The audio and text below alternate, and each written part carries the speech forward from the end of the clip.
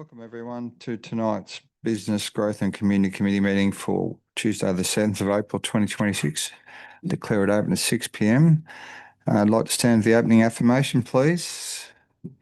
Councillor Bullivant. Thank you, Mayor Mac.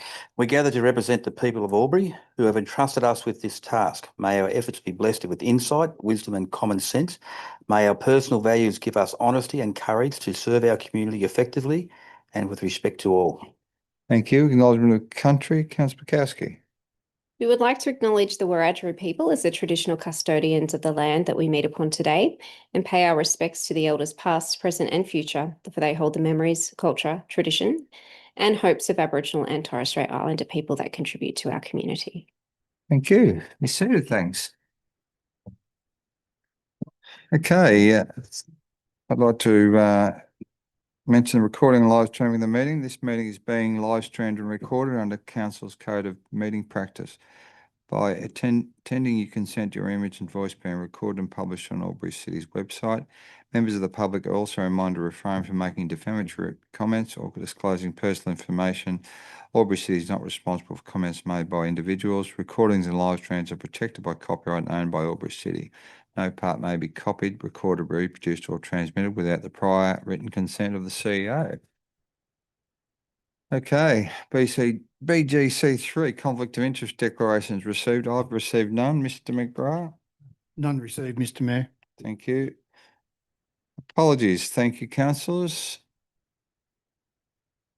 Councillor King. I move that council receive, note and accept the apology of Councillor Callaghan and grant leave of absence for the meeting.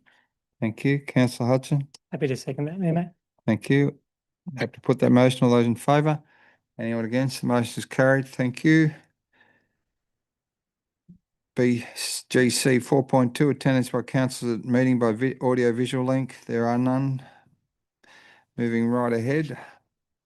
We have no mayoral minute for BGC. That's BGC 5.1. That's a lot to say in one mouthful. There's no mayoral minute. Confirmation of previous meetings, BGC 6. Report from the Business and Growth Committee meeting held on the 2nd of March 2026. Councillor Bullivant. I move the recommendation that the minutes of the Business Growth and Community Committee meeting held on the 2nd of March 2026 at 6:41 p.m. be confirmed. Thank you. Councillor Bukowski. Happy to second. Thank you. There appears to be no speakers for or against. Councillor Bullivant, do you wish to speak to that at all? No, thank you, Mayor Mac. Happy to put the motion. All those in favour? Anyone against? The motion is carried. BGC 7.0, questions with or without notice. There are none. BGC 8, notices of motions or notice of rescission. There are none. BGC 9, presentation of deputations, draft 2026-27 budget build. Okay, so I'd like someone to move that we move into a committee of the whole. Councillor Glacken. Thank you. Through you to move the recommendation that we move from council committee to the committee of the whole. Thank you. Thank you. Seconder, Councillor Hudson. Happy to second that, Mayor. Happy to put the motion. All those in favour? Anyone against? The motion is carried. Thank you, councillors. Okay, Mr. McGrath. Thanks, Mr. Mayor. I might take a brief opportunity just to, I guess, contextualise a little bit about what you're about to see and probably what you have received in the way of draft documents over the last 6 to 8 weeks at various stages. And I want to acknowledge that the acting CFO, the Deputy CEO, BG&C, and others have gone to some lengths to make sure that you had early working drafts of those documents, acknowledging that they were a work in progress, but giving you a chance to at least be aware. I think it's important that, as the Mayor outlined previously, consideration of the delivery and operating plan and the associated budget is a discussion about how council translates the community's priorities into practical, affordable action. And to a large extent, that's exactly what the draft documents that are here tonight do. I guess I've seen over 30 odd years in GM or CEO roles in local government, I've seen councils at their best and I've seen a number of councils that have been stretched in not dissimilar situations to what Albury's faced with. Experience over many years demonstrates that operating costs rise faster than revenue. Operating costs outstrip rate pegging. Construction indices outstrip rate pegging. The mistake that many make is to pretend it will sort itself out, and it doesn't. The lesson that I've taken from that experience over many years is that realism, early discipline, and clear choices matter matter more than optimistic assumptions. And I guess some of that experience and very quickly the experience of some of the other staff here is that they've taken that approach to this exercise, which in my opinion is very good. I do want to acknowledge the work that the organisation has done to bring that forward, and I mentioned that at the outset. It is a tactically difficult piece of work, not because the numbers are complex, but because deciding what not to do or when to slow down is always the hardest part. And I think the staff have been very mindful of any potential impacts that could be seen through the community's eyes, and they're very mindful in their deliberations. What councillors will see in this draft is an improvement in council's operating result compared to the last couple of planning cycles. It's not the end of the exercise in any way, shape or form, but it's a gradual progress. That improvement hasn't happened by chance. It reflects deliberate choices, tighter cost control, prioritisation of services, and a more disciplined approach to how we fund what we deliver. The plan shows where we are now. Addressing a substantial annual operating deficit does not happen overnight, and I think that needs to be clearly understood. The plan is not static. It will be refined over time through quarterly budget reviews as efficiency plans and actions are tested and delivery realities become clearer. That's not uncertainty, that's responsible management. So it's about trying to give you some input in the next couple of weeks about some of the plans in the background, what we're trying to achieve, but making sure that we only capture those results as they occur through the quarterly budget review process. The other thing that would normally be here tonight with this suite of documents is the long-term financial sustainability plan. In fairness to everyone involved, it needed a little bit more refinement. So what we're endeavouring to do is to present it to the IP&E committee next week. And it gives you a bit better feel for some of the longer term sustainability initiatives that might be required. It looks at various structural sustainability and future options, and I'll be perfectly frank, including considerations around a special rate variation and organisational review and reform, which will also be mentioned this evening as well.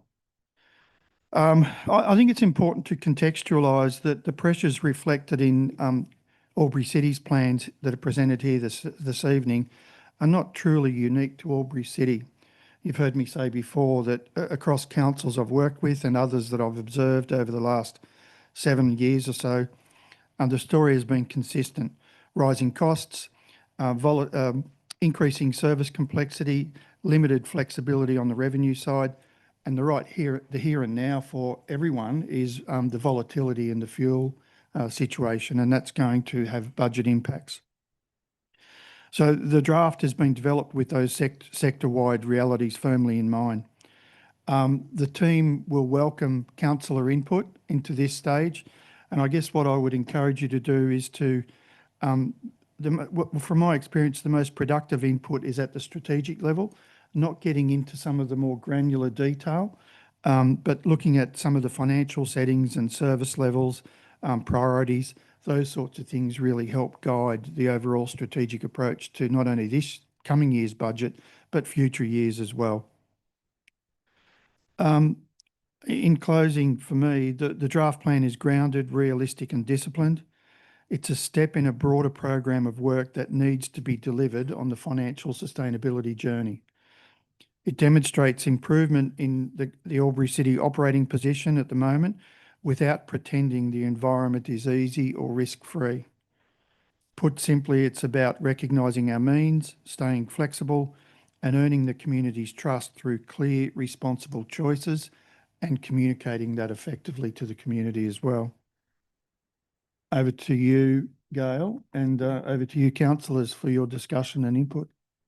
Thank you, Mr. McGrath. Ms. Evans-Bard, did you want to introduce your panel? Thank you very much. I will introduce the panel. I will hand over to our acting CFO, Mr. Ryan Hastie, who's sitting there to walk councillors through the draft operating budget. Before I do just want to acknowledge the work of the team and the broader organisation for getting us to this point. It's been detailed, technically demanding work undertaken in a very constrained environment, I would say. And it has been done with a clear focus on not only stability, but also transparency. And we ask for your patience as we work through this, because what the CFO will present tonight, it's not a complete solution in itself. It's another important step towards restoring financial sustainability for Albury City. And that sustainability, it matters not only so we can contribute and deliver for our community, but it's also for our staff to have confidence in the organisation that they work for and the future that we're all trying to build together. So I'll hand over to Mr. Hastie and team that we've got here tonight so that we can start getting into the operating budget. Thank you. Thank you, Gail. Thank you, Steve. I think the presentation will just load up now. And thank you, councillors. Firstly, I want to thank everyone. I know that we've sent out an enormous amount of information over the last the last week, really. And I want to acknowledge that it's a lot of reading to do, especially over an Easter weekend while you're eating chocolate eggs and all that sort of thing. I guess we've tried our hardest, as Steve mentioned, to sort of share this information up as early as we can. But it is challenging without our pre-meeting briefing sessions that we used to have. So I guess the purpose of the PowerPoint today was really in how we can start a discussion, like the information that you've received. This is really a summary deck that goes through, I guess some of the big key parts of the major documents. And the purpose for tonight was really to call through some of those and then just to open the floor up to discussion. Like, I guess as you've started to read through the documents and the questions that you might have, then, as a panel that we can answer those. So as a start, we've got a number of documents, and it's probably good to mention now that the strategy, as we've not had the pre-meeting briefing session, has been to be able to put all the information instead of into an encyclopedia that you need to read, but into a number of what we're calling blue books. So we'll have a statement of revenue blue book, we'll have an operating budget blue book, a capital works, soon to be completed is our long-term financial plan. But it's really so that as you're going through all the information, you can say, well, actually, I'm interested in fees and charges, I'm going to look at that book. Or if I'm interested in the draft budget, then I can look at that book. Another key point in some of these documents is that we've made a point of having a responsible accounting officer statement in each one of these to really outline, where we're at, just to try to really explain everything. But for the first, the draft operating budget, again, this is just a headline, but the general fund, as you've seen in the reports, the deficit is improving. We've gone from a 20.6 at the moment. We're, looking at 18 million, for next year. It's good. It's good movement in the right direction. It's just whether or not that's fast enough, but the deficit is improving. The water fund is improving. The sewer fund, I guess, is holding firm, and we'll show that later in a bit of a chart. But both the water and sewer fund, we can expect that maintenance costs are going to increase over time. Like, we get a lot of call out for water and sewer breaks. And so that's important as we start to budget that in. Cash available from operations is a term, I guess, I've mentioned within this group a little bit. So this is the,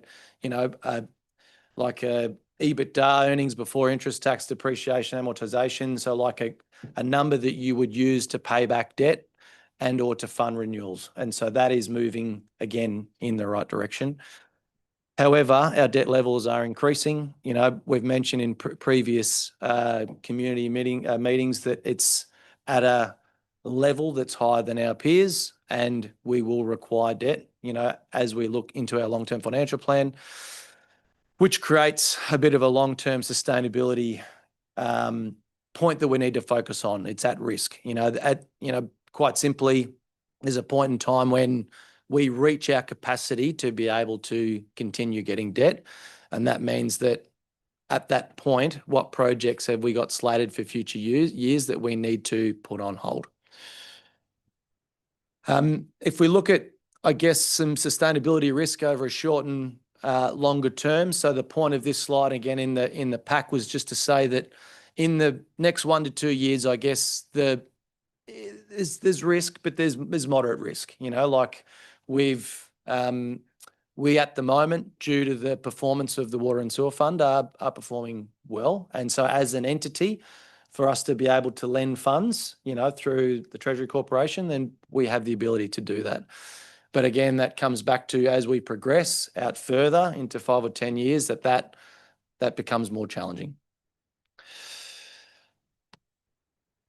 The fund analysis over time talks to, I guess, again, if we wanted to see some analysis per fund, again, the Water and Sewer Fund at the top, leveling out. They're still profitable. They're still going to make surplus cash next year, which will add to the unrestricted cash balance. This is really important because we know that there are future Water and Sewer Fund infrastructure needs that we have as a city. So for our ability to put that money away now is definitely going to be useful, as the costs for construction are enormous. The general fund again shows our trend over time. Last year was our poor year. We are improving as per, so 20.4 is the current approved budget as per the December quarterly budget review. I think it will improve slightly for the end of this year. And at the moment, we're estimating an 18 million for the general fund next year. So again, we need this line. The more deficit we have, the more need we will have in order to use borrowed funds to replace infrastructure. So we need to get that line up to zero. General fund, again, some key headlines. So a 2.4 million improvement to the current year, the 25-26 budget, but the deficit continues. Again, that's the increase in overall net cash from operations, that money to pay for debt and infrastructure. But we do have rising costs in employee costs. And as Steve mentioned earlier, these costs are likely to be faster than what we will get as part of the rate peg. I guess the key note for here, and if we discuss it later, is that the break even is pretty unlikely in the future without major service reductions or an SRV. Our capital program, again, the chart to the right in blue represents what we spoke about last year, and the orange represents our new information, and you'll notice that the charts are bigger.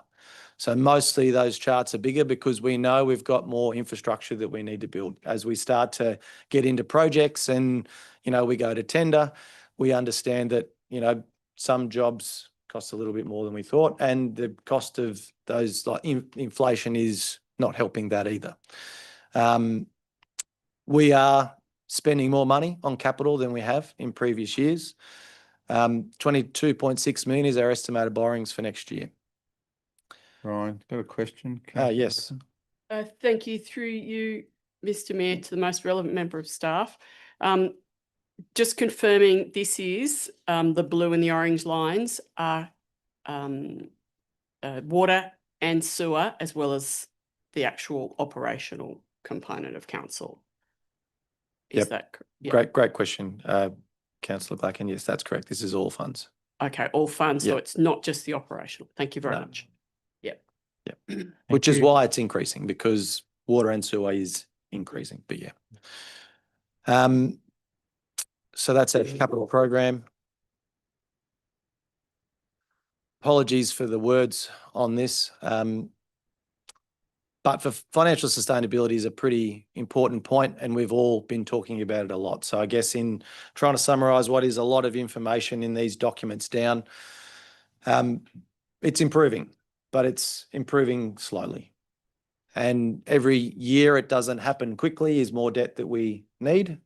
and we've already got more than we'd like. As we've sort of mentioned, cost pressures are going to continue to outpace rate peg. Structural reform is something that is really required. And a lot of that comes down to the services we provide in the community. As we sort of mentioned as well, community service, like further recommendations are likely to come back as part of a future quality budget review. So the budget, in order to get to here, is now really a reflection of reality with everything we know now, to try to paint the picture of here's where we've been and here's how we move slowly with an incremental increase. So, and it's good to have that as a base.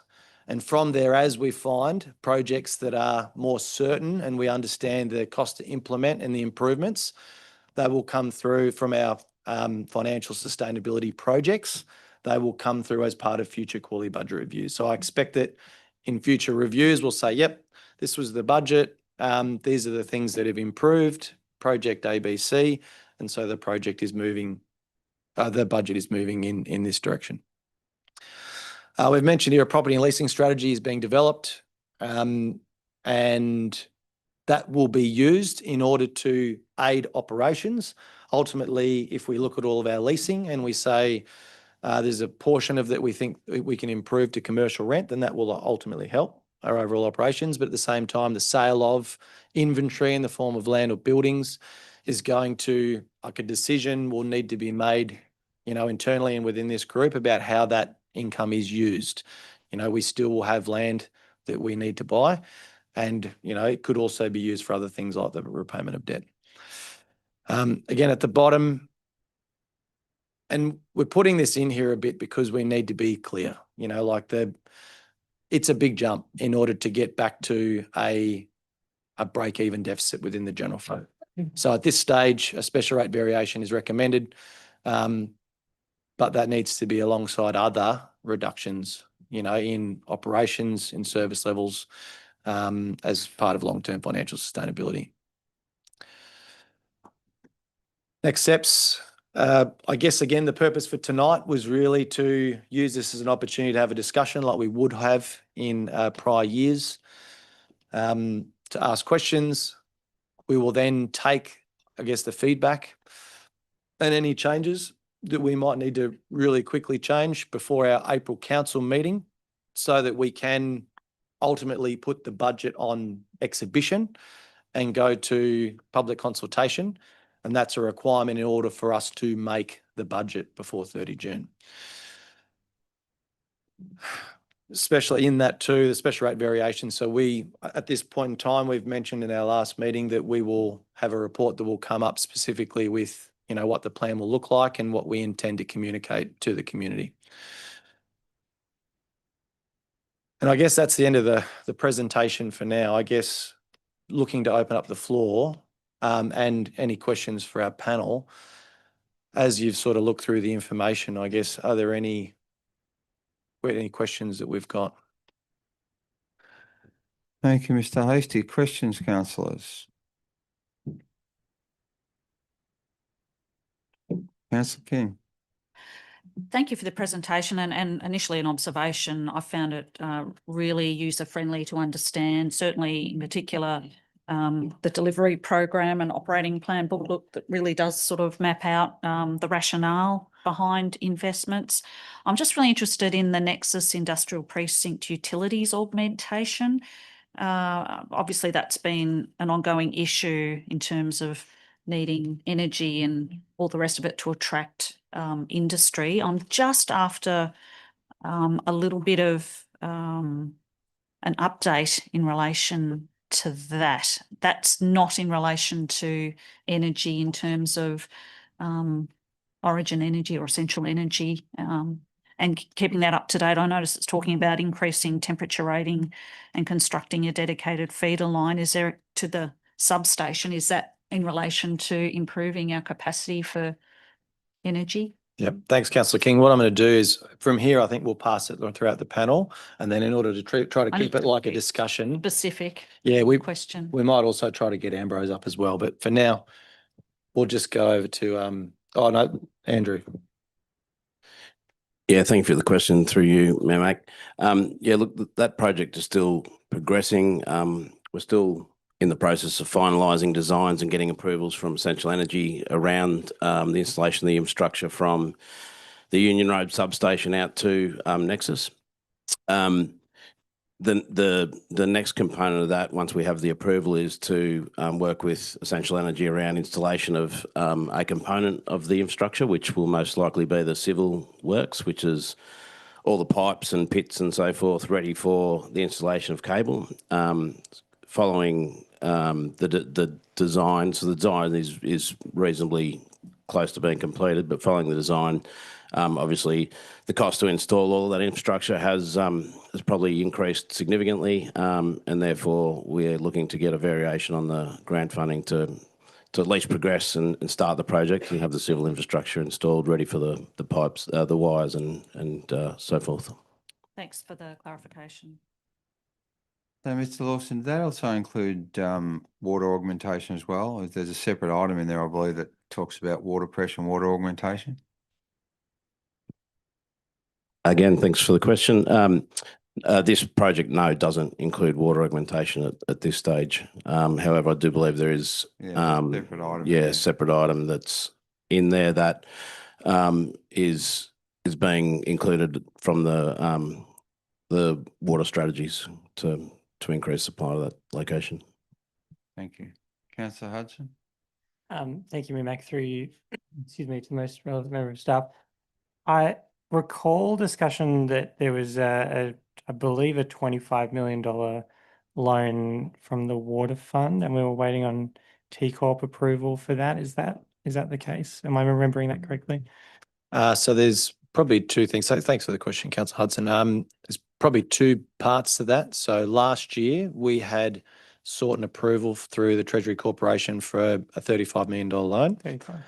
Right at the end of the last financial year, we had made the decision internally that it would be advantageous for the general fund in order to lend internally from the water fund.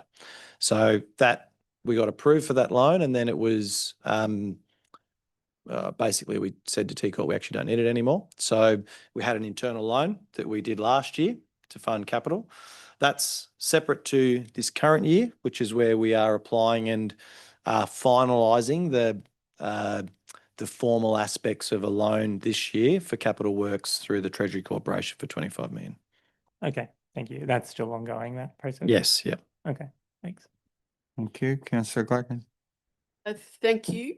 I'll ask some questions now, and at some stage I'd like to make a few overarching comments, if I may. No problem. So going with the flow, I've got about 5 questions, and I'm happy to take a couple and then move around and take another couple if that's all right. So through you, Mr. Mayor, to the most relevant member of staff, urban forest strategy, page 146. We've got $300,000 in the proposed operating budget over 3 years.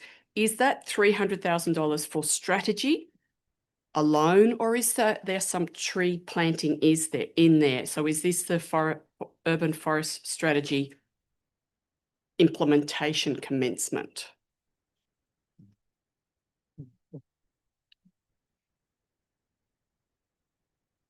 Ms. Leopold, do you wish to respond to that? Yeah, thank you, Councillor Glacken, for the question through you, Mayor Mac. So that $300,000 is for implementation. The next year, the reason why there is zero against that is that part of the endorsement of the urban forest strategy included an implementation plan, and the first step of that was establishing a steering committee with a community member or member of the SAC to help us with guiding the implementation of that strategy in a financially sustainable manner over the coming years. Happy? Yes, if I can ask Yep. another question. I'm really happy about that because I wanted to see some action happening, so that's good. The page 238, wet weather storage, sewer pump station 37. There's a few wet weather storage items in here. This one happens to be $5 million over 3 years. Can I confirm, is this not just a storage for the actual pump station, but it is a storage unit, either a dam or a tank that would take that extreme water inflow at that stage. This is one of the storm mitigation strategies. So it holds the water for a period of time and then feeds it out more slowly, if that could be. Mr. confirmed, Lawson, please. is that your area of expertise? I'm Right. happy to speak to it, Councillor Mack. Thanks for the question, Councillor Glacken. Yep, so our sewer system, when it rains a lot, it's not ultimately what we'd like, but rainwater gets into the sewage system. There's no way to get around that. And in which case our sewage lines can surge and Yes. they can overflow. So wet weather storage is basically, it's at certain points within the network. We have like large cylindrical underground tanks that sit there, and it basically will fill up that tank during that, 10, 15, 20-minute surge window. And then it fills up, and then over time, as the weather dissipates, then it makes its way back. So it's I guess a smart and sound way to, instead of ripping up every pipe, from Thurgoona through to Waterview, to put these specific tanks that take those surges over time. Thank you very much. In essence, it's being able to mitigate against those extreme storm situations. Thank you very much. I've got some more questions, but I'll go back in the queue. Okay. Thank you. Councillor Hudson. Thank you, Mayor Mack. Through you to the most relevant member of staff. Two questions, I suppose. One is the East Albury Industrial Precinct Master Plan Review, 120,000 on page 144, I believe. Is this, I guess my question is, how necessary is this? My understanding was that we already had a surplus of industrial land in the city already. And so given how financially constrained we are now, what sense is there in spending 120 grand on this precinct review? Mr. Christie in the back box there. Thanks for the question and for you, Mayor Mack. So this is an identified councillor priority from the last term of council that identified wanting to look at the East Albury Industrial Precinct, which is that area across the road from the airport, around where our depot is, etc., and to have a look at it. And that area was last looked at 2012, to the top of my head. And so having a look at it and seeing whether it's still fit for purpose, are there any changes that council would like to consider through from that end. So it's something that's been identified in the 4-year plan for the last few years, and therefore was still continued in to be able to look at with consideration as well to this, I guess, the sensitive location of that site adjacent to the Murray River and Mungabarina, etc. Yeah, thank you for your answer, Mr. Christie. Follow up to that then. So if we weren't to undertake the review, is there potential that proposed developments in that location would essentially not be up to sort of latest standards or not take into account the incredibly sensitive nature of that location?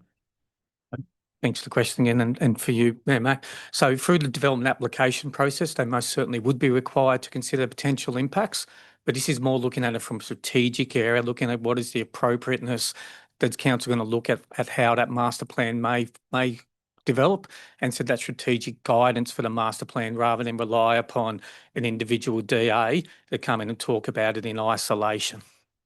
Okay, thank you. And just one follow-up question in relation to that matter. So if we were to undertake the review, I suppose this is probably a tricky question to answer, but are we in essence facilitating development in that area by doing the review, or is there not really any impact one way or another as far as the likelihood of there being applications for that area? Again, thank you for the question, and for you, Mayor Mack. It is a little difficult to answer. I guess in some ways the site is currently zoned industrial, so there's ability for an application to be lodged today. We've got an application under consideration for a service station that's been proposed for a while, and so that's obviously being considered under the current framework. and the current strategic framework that's set up for the site. So again, it won't stop applications being lodged. It'll be about providing that clear future guidance around council expectations, around development outcomes and the like for the site that this would provide updated from 2012. Okay, thank you. Just to follow up on that one, Christy, you talked about the DA that's pending in relation to the service station. I recall some councils ago that we did an artist impression of that industrial area out there, and the ingress and egress from there, would that have to include any roundabout that would be part of the service station development? Because to your point, there's no real plans suggesting where the traffic goes, and it can't go out onto the Waterview Road. So what are your thoughts about that as it sits currently? Because that's the DA that is pending is all about ingress via a roundabout situated opposite the airport. But how does that suit an industrial precinct? Yeah. Thanks for the question. For you, Mayor Mac, obviously in regards to that DA, we're not in a position to be able to say where it's up to at this point in time. It's No, I still don't want to know. awaiting further information. I can't talk about that DA in particular. But council did identify, even before the industrial precinct master plan, the need to be able to appropriately deal with that intersection coming out from the airport anyway, which has got some challenges for our community and for users of that airport, regardless of what any development may occur in the vicinity. This is more looking around what additional development pressures may be and how that relates to the intersection there and what treatments may be appropriate. It may very well be that regardless of any development, certain intersection treatments are required and appropriate just for the operation of the airport. So this doesn't necessarily create them by themselves, but it talks about how it ties in with existing development pressures, e.g. from the airport out to that intersection. So that's my point. There's every chance there will be another roundabout if we do this industrial plan, master plan. There'd be another cause for another roundabout on Riverina Highway to allow for distribution of traffic from there and the other side of the road. We don't have that clear understanding right now, so it's why it'd be important to have a master plan to understand that. That would be correct, yes. Yeah, thank you. Councillor Glacken. Thank you. Two more questions, if I may. Yeah. And I'm asking these because they were asked previously when we were looking at the budget by Councillor Callaghan, who's not here tonight. Councillor Callaghan raised the Butt Street regeneration and the Dean Street roundabout. And I know they're in the documentation. I simply wanted to ask through you, Mr. Mayor, to the most relevant member of staff. Can the staff confirm that they are still of the mind that those intersections or those areas need to be renovated or rejuvenated? And can they clarify on what grounds they need to be done that are not for beautification's sake? Thank you. Mr. Lawson. Yeah, thank you for the question through you, Mayor Mac. Yes, those I can confirm that those two roads or those two projects, Butt Street and in particular Garden Street within the Dean Street intersection project, are nearing the end of their life. They've been identified through an independent inspection and assessment to be at the end of their life and requiring reconstruction. And that is the main purpose for those projects, is to ensure that we continue to maintain our infrastructure to a good and usable state. So those projects have been included in the package again. Can I ask a follow-up? Thank you. My reading of the Butt Street one is that there is infrastructure under the ground as well that needs to be renewed. Is that the water, stormwater and sewer? Is it that sort of infrastructure as well that would be renewed at the same time and needs to be renewed? Mr. Yeah, thank you for the question. In particular to that project, it would be the stormwater. And obviously when you reconstruct a road, a lot of the time that road's been there for some time. The stormwater infrastructure is past its use-by date as well and past its capacity, and therefore requires reconstruction as well. Thank you. Councillor Hudson, so I'm going tennis here. Thank you, Mayor Mac. Through you to the most relevant member of staff. More of a general question than relating to any specific project. In the recent community consultation that we did through the Micromex survey and the Have Your Say online, one of the things that the community indicated that they really valued was our footpath and our active transport infrastructure. And I absolutely appreciate the need to put effort into renewal of our existing assets. And I think that's very sensible. And so I can see that that's been increased compared to the previous budget. I suppose my question relates to the construction of new footpaths. I believe the previous budget had, or at least the previous 4-year delivery program had, I think, around 1.8 million for new footpath construction.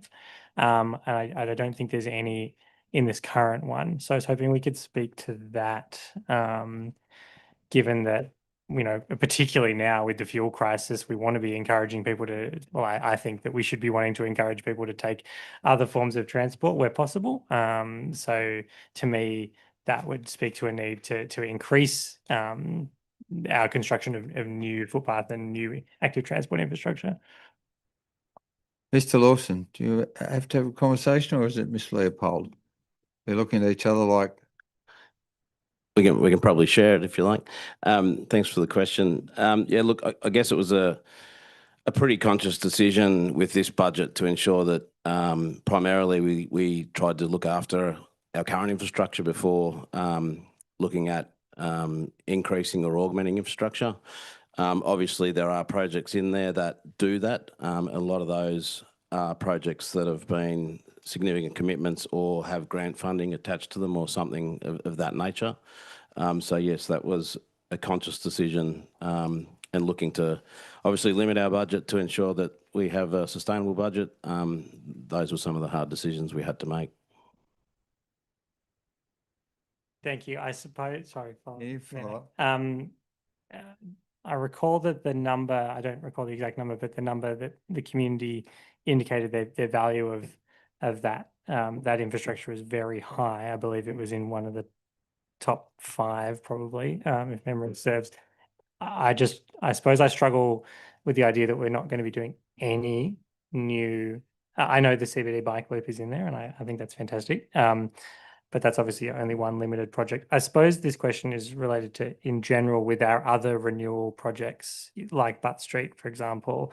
Is there scope to increase our ability to deliver active transport through those projects as a way of making up for not having standalone projects?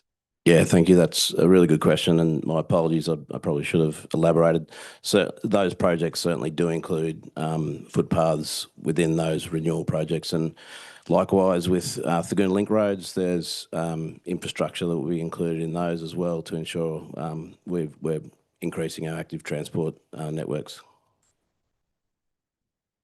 Thank you. Yep. Councillor Bullivant. Thank you, Mayor Mac. A question to the relevant member staff, please. Given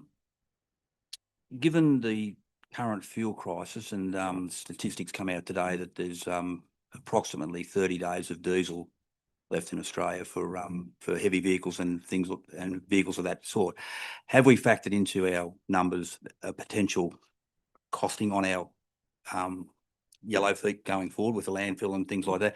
And then it's a 2-part question, and interest rates possibly could go again next month. Have we got any factors crystal balling to what it could cost the business or what impact it could have on the business going forward? Yeah, thanks for the question, Councillor Bullivant. So it's an interesting one, like trying to forecast this sort of stuff. I can say that for our March quarterly budget review, we've essentially doubled the full cost of fuel, you know, like as part of the review. We have set aside a number, like a calculation for it's like a provisional sum for next year, which at the moment we've estimated to be a little over $1 million as a potential impact to the budget. However, we've made the decision to not include that as part of the budget for next year because it's just so uncertain. And I guess when I reflect on making that decision, I guess Albury has potentially gotten itself into trouble by putting budgets into future forecasts without really knowing how they're going to land. I can say that 10 professionals in this seat would give you 10 different forecasts of how much we would spend. So for now, I guess the strategy is to say, for what we know for March, we're definitely pumping up the next quarter. And again, that's just for fuel. Relating to other specific contracts that our procurement team has gone through with a rating of, potential risk and potential cost of change. Again, for right now, well, actually even a week ago, that was between $300 and $1 million, and that could be completely different in 2 weeks. So our strategy at this point is to bring them up as we are more certain as part of future quarterly budget reviews. I hope that answers the question. Mr. McGrath? Yeah, just to add to that, and I was looking for it here madly, but if I remember correctly, in the covering report that's going to the 20th of April council meeting, there's some specific commentary about exactly that, explaining the approach and acknowledging that there could be an opportunity as we get greater certainty when the report comes back at the June council meeting for final adoption, and or through the quarterly budget review process, as Ryan has indicated. So it's very volatile, as you know, at the moment, and trying to get a handle on it is pretty tough. I should say too, Councillor Bullivant, you mentioned interest rates. As part of the long-term financial plan that we'll, have ready soon, I guess there's sort of best practice in how you kind of look at this sort of modelling. And at the moment, we know, like, we base our inflation off, like what you sort of hear in the news today, So we'll say, for some areas of the budget, we'll model 4.5% for a couple of years. And then what we tend to do again, which is best practice, is you might say for a period of time that's unknown, noting that, we've got federal government whose mandate it is to get inflation within a target band of 2 to 3%. Within that long-term financial plan, we've assumed for materials and services and employee costs that we have taken the higher band of that 3% that goes out to 10 years. But at the start, we have allowed for a higher interest rate environment as part of that document. We have follow-up. Just a statement more so. That's the sort of information as a council group we require. Like it's us coaxing the answers we require to make those informed decisions. So thank you for your answer. Thank you. Mr. McGrath, are you finished? Yep. Question for Councillor Hudson. Thank you, Mayor Mac. Through to the most relevant member of staff, just I guess following up on Councillor Bullivant's question relating to fleet, I can see that we've proposed some changes around, excuse me, the amounts in the forward delivery program relating to our fleet. Given this crisis in the Middle East and the constraints on fossil fuels that we will see undoubtedly over a prolonged period of time, what are we doing to ensure that our fleet is transitioning as much as practicable to electrification? Mr. Lawson? Yeah, thank you for the question, through you, Mayor Mac. As you'd be aware, we do have a zero emissions fleet transition plan, which was developed, it was a few years back now. Now, it wasn't totally specific around what we should change, when and how, but it was more around a philosophy in when we're looking at new plant, if there is an equivalent item out there that does exactly the same work and is capable of coming into our fleet, then that is something we definitely should look at. It wasn't necessarily at any cost. Certainly, there's constraints obviously on our budget, and we need to manage that to ensure that we've got the most appropriate fleet available at any point in time. So there certainly is a plan around transitioning, and we do have a number of light vehicle EVs within our fleet. It's really around that heavy plant option at this stage for the type of work we do is just not quite there at this point. Question? Yep. The electrification space is changing so rapidly. I believe the net zero transition plan was in 2022. It was adopted, although I haven't seen it. given how much has changed even in the last 4 years, primarily in the sort of light fleet, but I dare say more in the heavy fleet as well. Do we have any plans to update that review, or what is the process, given how rapidly this space is changing? How are we making sure that we are actually staying on top of it? And I acknowledge, obviously, that in general, if you're looking at an apples for apples comparison, the electrified vehicles seem to be more expensive, although certainly in the passenger space, that's really not the case anymore. How are we making sure that we're also taking into account those increased fuel costs when looking at the long-term value proposition? Again, thank you for the question. Look, our fleet team does keep abreast of all current technology, not just within the fossil fuel or ICE vehicles. But certainly, I take your point around the document being, probably close to 4 years old now, and it would be beneficial to have a review of that.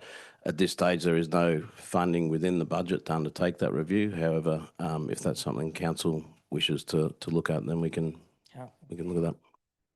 I'm asking how long is a piece of string, but how much do we think it would cost to review that strategy?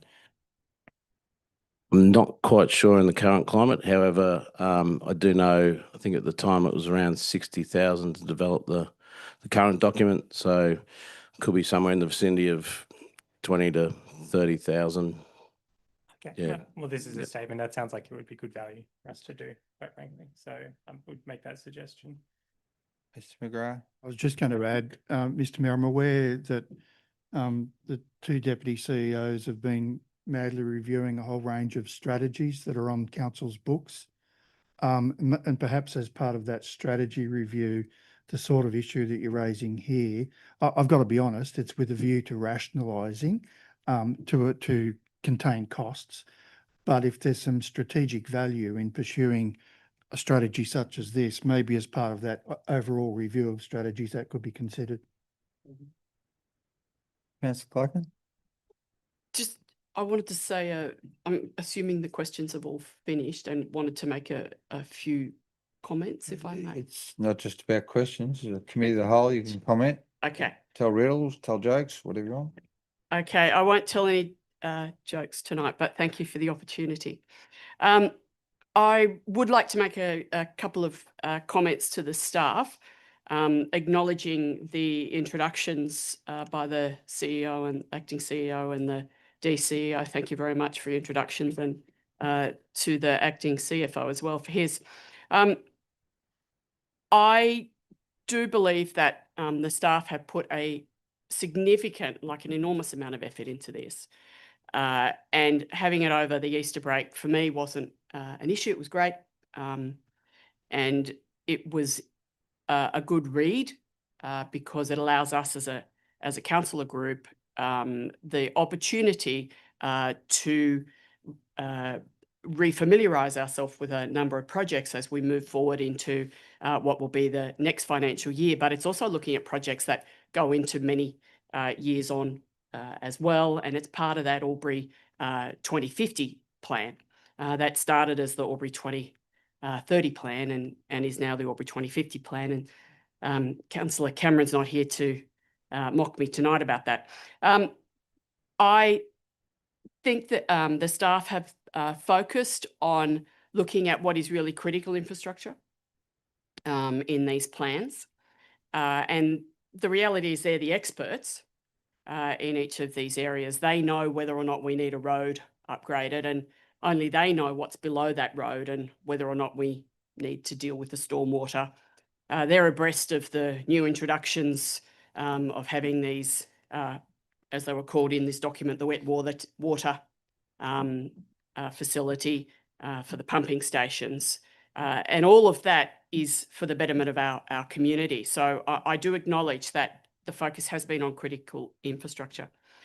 I also noticed that, and that is a classic example of one of the areas, the wet water area, is a classic example of prevention is always better than cure. And I highlight another one, the sewer inflow reduction pilot study. That's all about prevention. Yes, it's $210,000 to be done next year. I think that's a great opportunity for us to get a handle on, or for our staff to get a further handle on what further prevention can we undertake for our community, not just us as a council, but for our residents as well. And hopefully that will pay dividends into the future. That study will pay dividends into the future for the way in which we go about our business. One of the areas that I note is on the removed list, just another example of a project, is the Keep Track of Your Best Mate project. And it's about assisting with the cost of desexing animals. And it's $20,000. I'm not saying that it should be added back in. I'm just saying I'm not saying that. It is an area that is about prevention, and prevention is always better than cure. And so I'm second guessing here what will happen in our community if we don't assist with this. Are there other ways that we can assist with prevention of this breeding, like rabbits, cats and dogs in our community? And so I'm simply putting that out there. Prevention is always better than cure, whilst it's not necessarily critical infrastructure. I personally believe that the staff are focusing on projects that we've already got in the pipeline and have external funding for them, which is great. We really do need to do that because if we've got external funding, that assists us with moving those projects through. But we shouldn't just do a project just because we've got external funding. We really need that project. It's not just that'd make something look pretty, we'll have that external project, because it's taking money away from something, or it may be taking something away, money from something that may be critical. I'm also conscious that the staff are looking at opportunities to pause projects, so move them into future years, rather than do them next year or the year after, but put them into future years so that they are not lost. They're still on the list. There are so many things in our community that need to be done. It's a matter of ensuring that we get them done in the right phasing.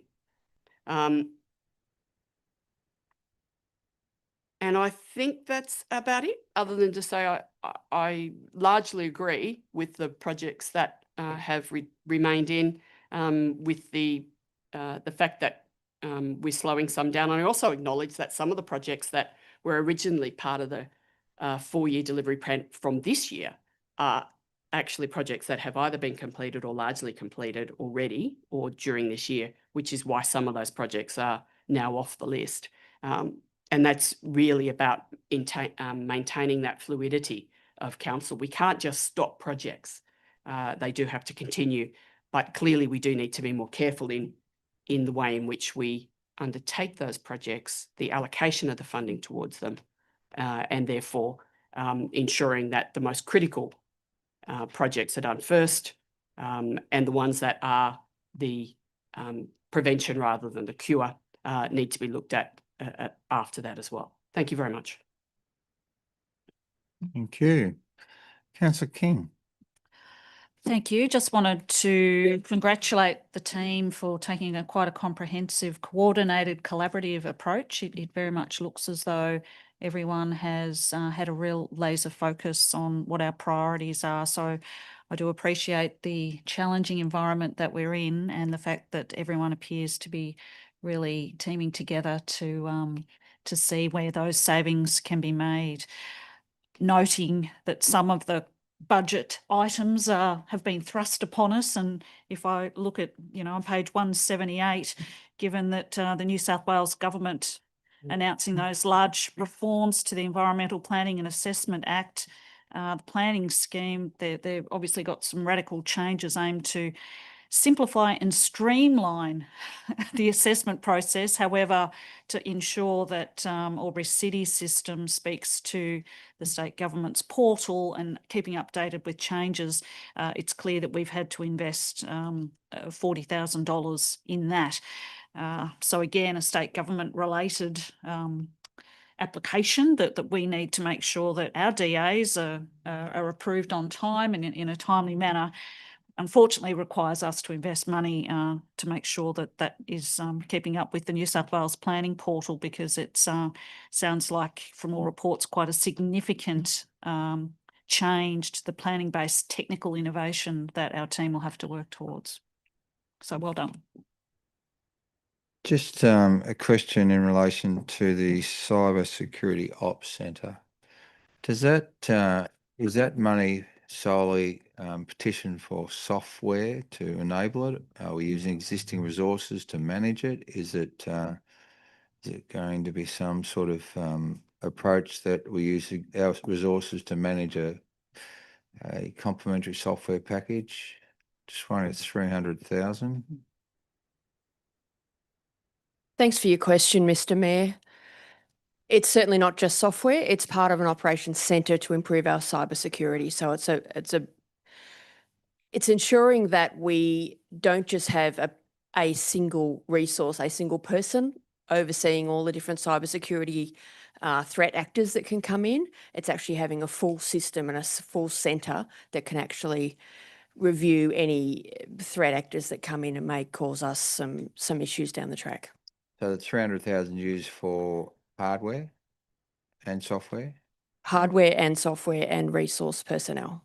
So that's 300,000 for the first year, but there's no ongoing funding. It doesn't appear to be in that part of the budget further on through the next years. Is that being absorbed somewhere else? Or? I'll take that on notice, Mr. Mayor. I expect it will be being absorbed through our IT infrastructure. Okay, thank you. Okay. Miss Evans-Barr. Sorry. that Yeah, that's my understanding. So it then gets picked up in our ongoing right. existing infrastructure costs moving forward. And that is something that we did spend quite a lot of time on and quite a critical eye. And I don't think the risks of cybersecurity can be underestimated. And it is something that when we get to our risk registers that we look at next week, you'll see that it is something that we feel is quite prudent to act on now. Yeah, it was just the explanation provided in the paragraphs didn't We'll talk about update. resources or what it actually Yep.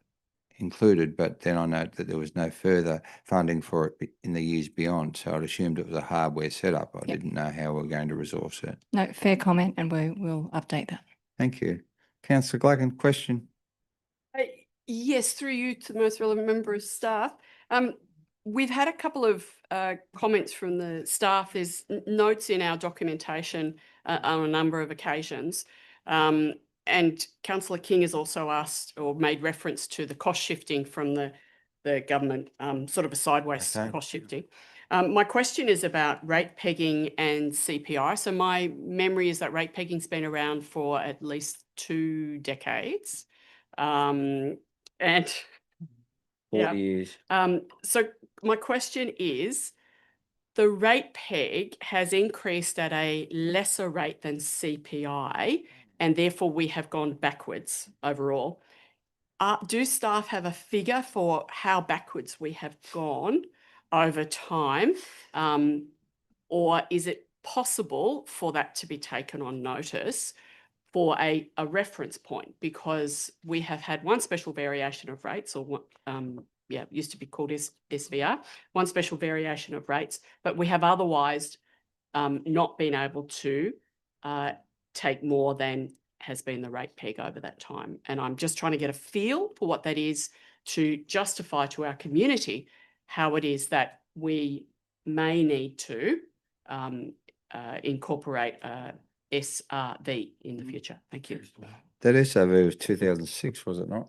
SVR was, about 2000. Oh, no, maybe 2000, later. It was first discussed then, but it was later. 2011, 12. 2011 and 12. 11, 12. Mr. McGrath. Mr. Mayor, the easiest answer is we'll take it on notice for tonight. It is a body of work that could be done. I can say that I can remember in the mid-1990s doing an exercise over the roughly 20-year period that it had been in place at the council I was at the time, and it is significant. The cumulative effect is significant. Trying to claw it back will never happen. but it is worthwhile understanding what impact it has had. So it relies on going back and looking at the rate peg that's announced every year and comparing it to CPI and some of the other construction indices to try and get a grasp on it.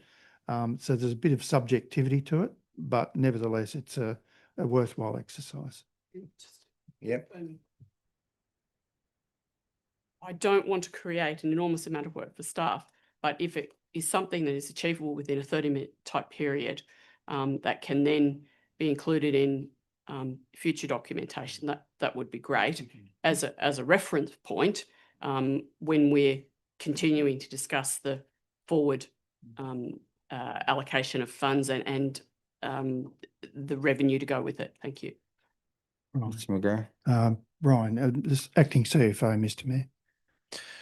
Thank you for the question, Councillor Glacken. I think I appreciate, thank you, to not give us a huge body of work with that.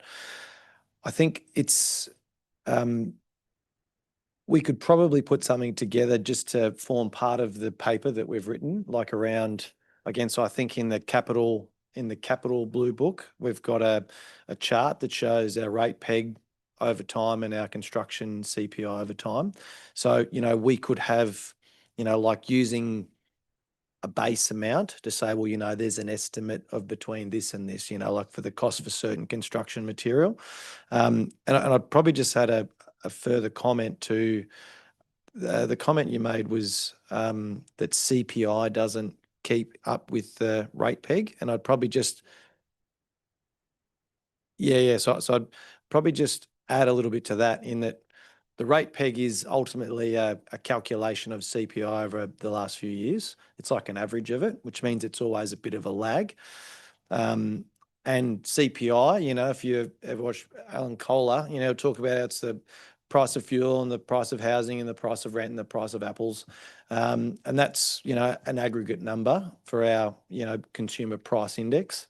However, that's not the sort of index that is applied to the bulk amount of renewal and asset maintenance work that we have. And that's why it's, you know, always present in local government and state government, you know, work papers around, is it an adequate means in order to increase fees and charges? Yep. Thank you for the clarification. And I'm very happy for the rate peg to be compared to a comparable rate. Thank you. Thank you. Councillor Baker, question? Thank you, Mayor Mac. Through to the most relevant member of staff. I've got a query about the implementation of the inland water safety strategy. It's being removed. It's not a really big amount, and I just wondered if that risk is worth it. Removing at risk. Yeah. Ms. Code. Thank you for the question, and through you, Mayor Mac. What we have done in order to maintain financial sustainability is we're looking to amalgamate or merge a couple of strategies. So inland water, we will be incorporating into the community safety plan that's being developed, because the community safety plan is much broader than the previous crime prevention plan. So we won't be losing necessarily all the actions, or be incorporating it, and also be looking to use some of our other budget allocations to make sure that the advertisements can continue to run and some of those other important things. So it is an amalgamation, not necessarily a loss. Just a follow-up statement. It's really critical, and more people can't swim to save themselves, and it's only getting worse. So I think we've got to focus on it. Thank you. Thank you. Councillor Hudson, question? Thank you, Mayor Mac. It was really a follow-up to Councillor Glacken's question relating to the comparing the rate peg against any relevant indexation that has occurred.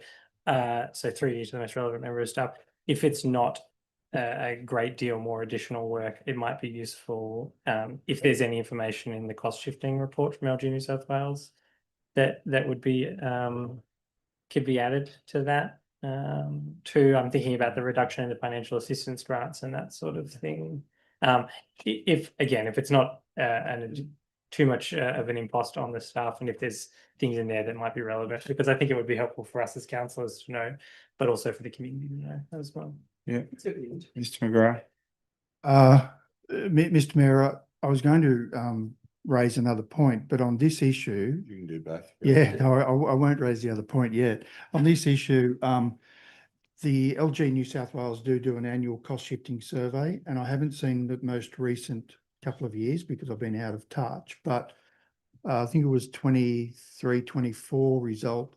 The average impact on a rate bill was just under $450 as a result of cost shifting. That was based on the analysis that they did. So it's probably, I'm sure they've got updated figures since then, but that's probably the sort of analysis that we can provide in that report. The financial assistance grants would be a little more generalised, because it'd probably need to acknowledge that if it was back at where it was in the 90s at 1.2% personal income tax versus where we're at now with 0.5%, you can do a quick assumption about what the financial assistance grant might look like for Albury City. And I think there's been research done more generally by LG New South Wales that if financial assistance grant had have moved to 2% as it was originally proposed, and cost shifting hadn't occurred, we probably wouldn't be talking about a lot of the issues that we have before us today. It was introduced when I'm talking about increasing. Yeah. And another point? To change the subject a little bit, just looking for some clarity, because we've had the PowerPoint presentation, but a question's just been posed to me about are we taking questions on the statement of revenue policy, user fees and charges? My understanding is yes. If you've got questions about those documents, now's the appropriate time, as opposed to getting to the end and everyone thinking it's over and you've still got 30 questions. So just be aware that all of those documents are up for discussion. Thank you for that segue. Mr. McGrath, I do have a question in relation to the inspection fees on food premises. I note that New South Wales food regulation is mentioned in 11.12 and 11.13, but the fees that we afford for low risk, medium risk and high risk premises, we've had a lot of feedback from small business, and they believe they weren't properly informed of these changes. Are they a regulatory change, or are they a Albury City fee that's been created? I know they were created last year, I believe.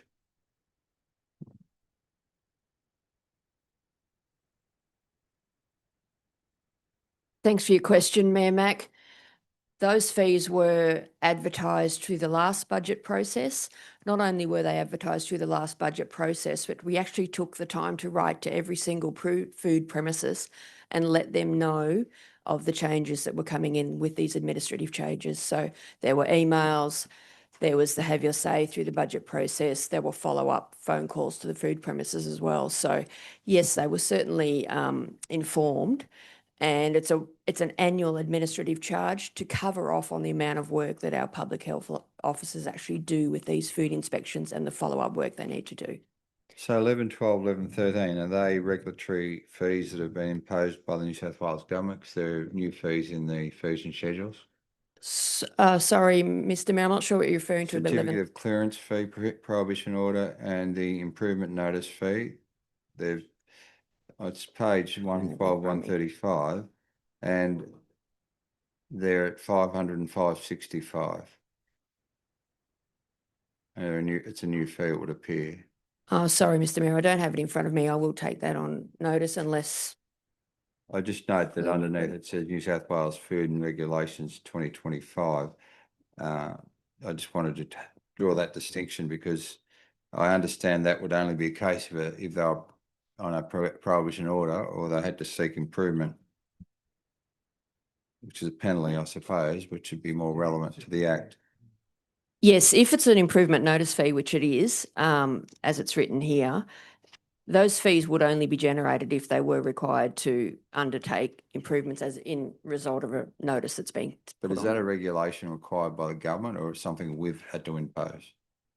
it would appear to be something that the New South Wales government has imposed by the way it's referenced. I'll follow up for you, Mr. Mayor. No, no worries. Thank you. Okay, Councillor Bullivant, Don't know. Sorry, guys. did you have something? Oh, yeah, look, more of a statement, Mr. Mayor. Thank you. Okay. It's quite refreshing to come to a committee meeting and a committee meeting, so I should say, that, you know, we get an opening statement from the acting CEO, and our deputy CEOs and our panel are there to give us the relevant information that we require. Yes, it's a 700-page document. And yes, it was given to us on the Thursday night before Easter, and we had a break. But our role as council is to read the documentation, follow up, and ask the questions as required. As a resolution of council, only just recently, in the last 8 or 9 months, we've given our staff instruction to rein in costs and structure the business to make it viable. So, from my reading of the budget going forward, we've made some improvements. It's going to be a slow process getting where we need to go with our improvements, but we're making small steps to get where we need to go. So, as far as I see, I think it's a well presented document, and well done to our team. Thank you. Councillor Blackman, question? Yes, thank you. Through you to the most relevant member of staff, and just confirming those 11, 12, the food premises ones you saw. I don't think they are new. I think they're the fees and charges. I don't think they were in the new list. I think they were there last year. No, there's some that were, but there are others in there that are new ones from the New South Wales Regulation Okay. Act. That's all. There's two Sure. up the top. The other two are the fees that were introduced last year, that the They're the ones. restaurants and cafes are having a lot of say about by email in a very tight environment, and they're suggesting that it's an added impost on them, but it is part of a regulatory framework and we have to provide Yeah. inspections for. Just asking the question about the other fees. Thank you. Welcome to the cost. They're welcome to join us in the cost shifting for the New South Wales government. Yeah.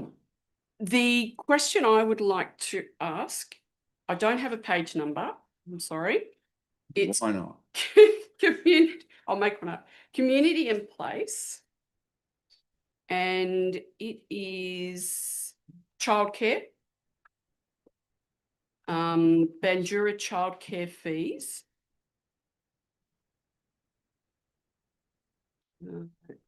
And it starts with, I think I know why there's no heading.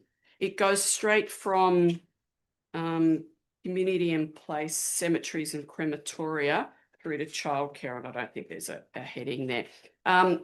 So the first section is based on this fee, which is increasing by, it's $18. 31, yeah. 1831. The average out-of-pocket cost per child per day will increase by approximately $8.17 compared with the current fee. What's the current fee? If the average cost is increasing by $8.17, what's their average cost at the moment?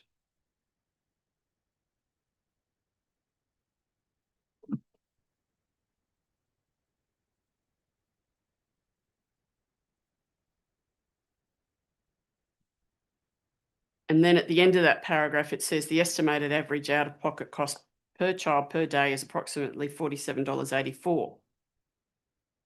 So I don't understand. Simone? Thank you. Code. Ms. Code. Thank you for the question, and through you, Councillor Mack. In terms of the Bandura childcare fees, we have the $8.17 is the average out-of-pocket cost per child per day. That is the increase of $8.17. And the amount that changes or varies will be dependent on the parent's income, because it is means tested in relation to the childcare subsidy.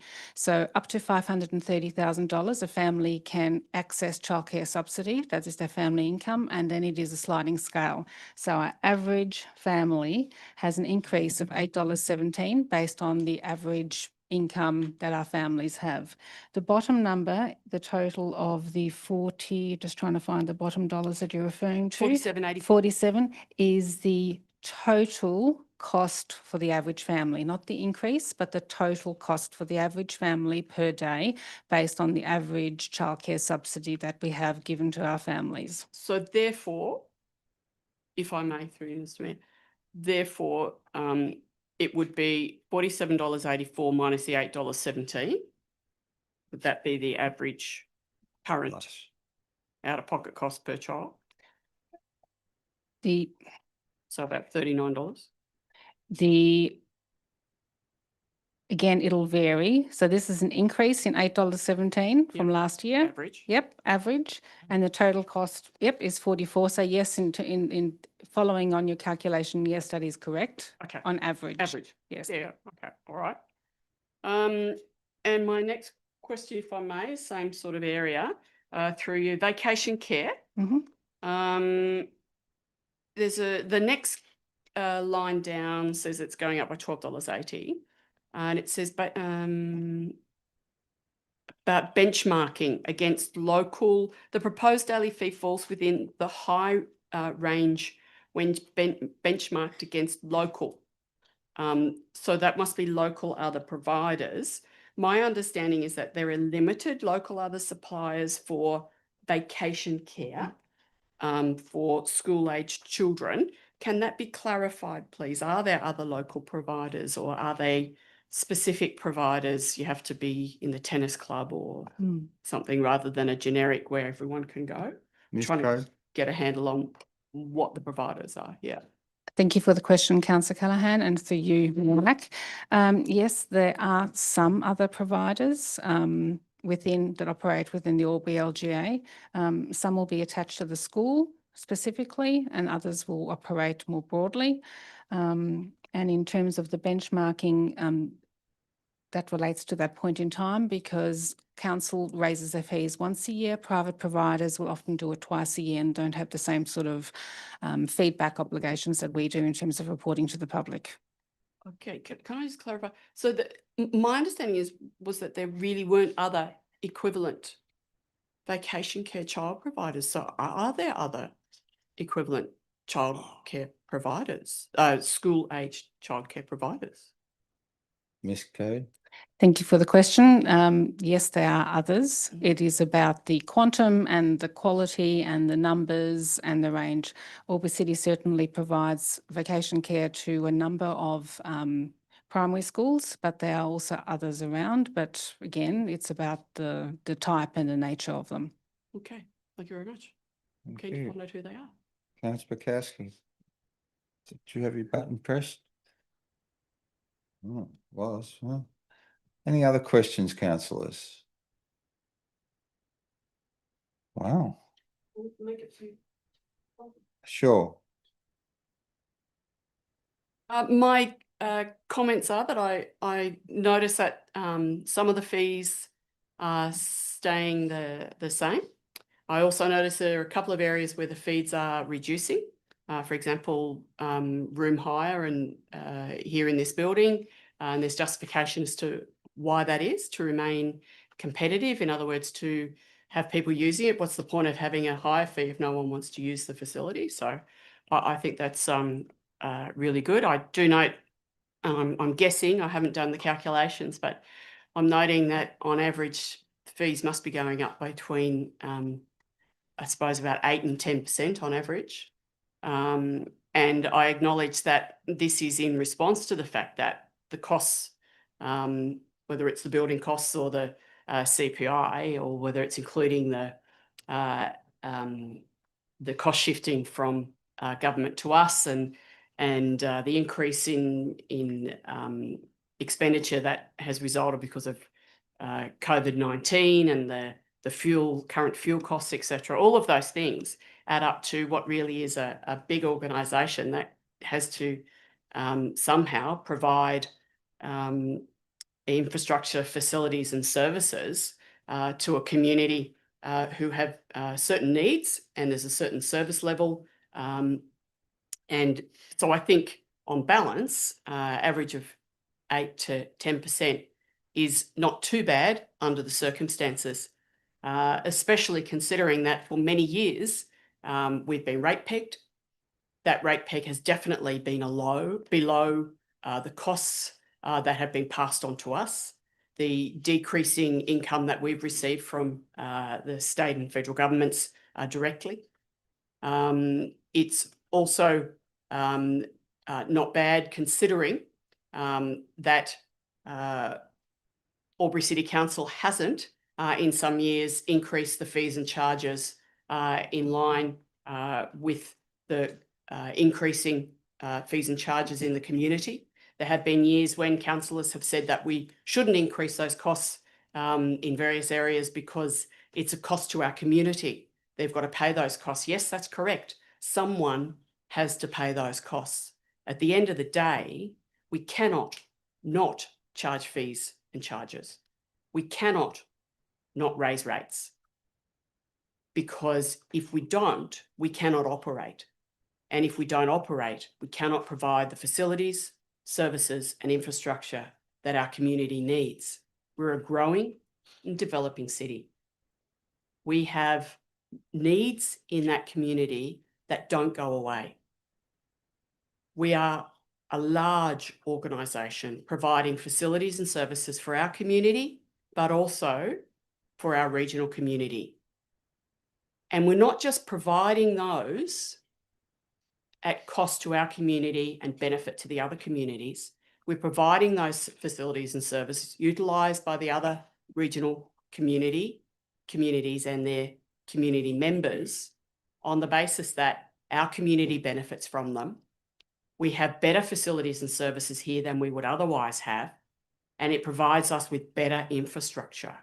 And those people in our regional communities come and utilise the facilities and services within our community. And I have no doubt, if we look at, for example, the childcare, I have no doubt that we have people from our region who come in to work in Albury, who utilise those childcare facilities because their children go to school here, who shop in our community, do their groceries, they come to the dentist, go to the doctor here. That is about a regional community. They use our airport. There are all sorts of things that we have as a regional community, and we need to celebrate the opportunity that we have for our community because we're a regional city. Thank you very much. Thank you, Councillor King. I just wanted to congratulate the team on having the justification for where fees have increased, and a really good explanation for that. And I think it's actually quite informative, and I think our community, you know, at the right point in time when it just goes to our community to really get a real understanding of all the elements of the services we provide and the rationale for those increases, as hard as they are to do. I think the way that it's being presented, it gives an explanation, often to do with benchmarking and the like. So I congratulate the team on giving all of that detail, and to echo Councillor Bullivant's points, you know, all that information gives us a really good overview of where the thinking's at and where we're heading. So just wanted to highlight that. Thank you. Just one question that references the Looking After Your Mates program that was mentioned by Councillor Glacken. I believe she was mentioned as Councillor Callaghan before. I was looking for Councillor Callaghan, but Councillor Glacken. We did have emails during the week from a concerned Wodonga resident about a significant cat problem that occurred in Wodonga, and there's 100 animals that were mentioned. Is there any thought, I mean, we are a regional facility, but is there any thought with the councils that we provide that service to, that they, because I'm not sure that they put anything in their budget, and there's one, I believe, one vet that manages the a whole range of services that we provide out at the animal centre. Is there some way of actually encouraging those councils to contribute towards a proactive strategy to reduce the numbers through neutering and provide a proactive outcome for these animals? Because unfortunately, if they end up at our animal centre and they can't be rehomed, the next step is not viable. So has there been any conversation with those other councils? Because it's not a dump and run scenario. They just don't dump 100 cats at the animal care centre and just walk away. What is the arrangement? Is there an arrangement, Mr. Hannon? Thanks for your point and your question, Mr. Mayor. I did have a really good conversation with the person who has emailed in councillors, and we certainly landed on common ground, which was great. We have service level agreements between ourselves and the other councils that are involved in our regional facility. As part of those service level agreements, they pretty much signed off on saying that they will do all they can to make sure that any animals are rehomed before they come to our centre.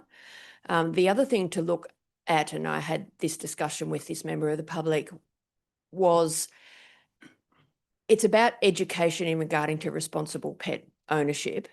And we've got a couple of good avenues coming up through our animal care centre redevelopment, in the such that the adoption centre will be expanded, as will the capacity of our centre. We've also just almost up to cutting the ribbon on our learning hub, which will be increasing any opportunities for educating our community. The Keep Track of Our Best Mate program that we used to run was a field day where people came along and brought, and we still can provide those, any sort of reductions in not necessarily desexing. We had trouble with desexing in getting vets on board because of the vet shortage. So we're currently seeking some additional providers, vet providers. We've extended the net as wide as we possibly can to try and get vets to come on board. But we certainly do help with registration and microchipping as a council now. So we will continue to do all we can as far as education in regarding to responsible pet ownership, and the Learning Hub will go a long way to doing that, as will increase capacity. The service level agreements between the current councils that use our facility will all be reviewed as the new redeveloped centre comes online. So we'll have some great opportunities then to increase any contributions that other councils may need to make in regards to that. We certainly do see this as extremely important. No animals leave our centre that aren't desexed. And so the more we can bring in and we can rehome, we certainly do that as well. So in terms of the contributions councils make at the moment, is it cost recovery, or are we breaking even, or are we losing money when we desex, or even when we have to terminate the animals, which is the worst case scenario? Are we bearing the cost of that, the ratepayers of Albury, or is it fairly equitable across the region? At the moment, the costs we charge to the other councils is based on their use of our facility. So it's a cost recovery of, if they use our facility for 11% of the animals that come in, they'll be charged in relation to that. They're also charged on a per head coming in as well. So yes, it is based on usage and it's a cost recovery. However, obviously the redevelopment of the centre will come at a greater capital cost. So the vet costs and other extraneous costs associated with animal illness, is that borne by us or by those councils bringing them into the centre? It's across everybody. It's across all the centres. Yeah. It's borne. I couldn't say that every single cost contributes back to the particular councils. Once those animals come to Albury City, to the Albury Animal Care Centre, they become our animals. So they're impounded under Albury City's care. So we do bear the cost for that. But the service level agreements certainly do help us run the service. Okay, thank you. Councillors, any other questions or comments? No. Oh, Councillor Hudson. Thank you, Mayor Mac. I just wanted Waving to, it. no, well, I did press my button. I just wanted to thank the staff for the enormous amount of work that has obviously gone into producing these papers so far. I'll echo the sentiments of my fellow councillors. They are easier to follow. I think it's probably a function of me being on council for another year compared to the last budget, but certainly, yes, I'm finding it a more straightforward and easily digestible process. So thank you for your efforts. Thank you, Councillor Hudson. Just to finish up, I'd also echo the sentiments of the councillors. The documents that were hard copied and certainly online are a lot more easier to access and certainly very concise and clear. To the point of what the many councillors have discussed is that I note in the graph it's gone from 26.5 million to 18 million in a short period of time, which has been as a result of hard work, but also review of all services that have got to a point where we need to consider other options, which will be a part of this budget. I think the team, as well as running the business of council, have done a wonderful job to cover off on that and provide the forward thinking of a new budget, and that's been a team effort through all the levels of the operation. And it's difficult times, and we respect that. And certainly, it's not our role to enforce more ill will on our community or anyone else. We're trying to provide a service across a whole range of operational areas, which cost money, and it's got a lot more expensive to offer that. And to your point, Mr. Hastie, the CPI for the average person is based on average people in terms of their home operations. We're a big home and our operations are quite significant, and they're in the billions of dollars of assets, 7.6 billion around that number. We need to maintain it, we need to operate it, we need to do all the things that make the city turn off and on every day, and the cost to do that is become insurmountable. And to the other point the councils make about cost shifting and the whole range of suite of services the federal and state government expect us to deliver, I think it's obscene that they're doing financial sustainability inquiries of local government at both levels, state and federal, but nothing ever changes, and they expect us then to meter an extra tax on our community to pay for the service that they deserve. And I think that really is a shame, and it's left to this group here to enable that, and that really is just what we do every day, and you guys are doing a fantastic job metering that out as best as you can. I think we look towards the future and we try and do what we can do under very trying circumstances. I don't think what's happening overseas is helping those circumstances. So well done to everyone, and we'll get to the 20th of April, and potentially any amendments will be considered on that night if there are any, but we'll then set it out for the community to have their say. So thanks again, Ryan and your team and the service leaders and the executive team, because I know it's been a very challenging time for all of us, and it's something we take very seriously. So thank you, and we really appreciate it. And well done, team, and well done, councillors. So we'll call that part of the meeting closed. Do we have any no officer reports for consideration? And we need a motion to go out of committee of the whole. Councillor Buchan. Thank you. And I'd like to confirm I found the new food premises. Thank you very much. Page 11 of 18. The page numbers do help. Thank you for those that did have page numbers. I'd like to move the recommendation. I'd like to move that we move from committee of the whole back to committee and standing orders. Thank you. Thank you. Councillor Hudson. Happy to second that, Mayor Mac. Thank you. Happy to move that motion. All those in favour? Anyone against? That motion is carried.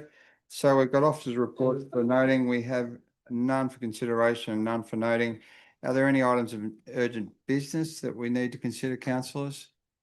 No? Okay, we have no confidential matters, and the meeting is closed at 7:38. Thank you, councillors. Thank you, staff.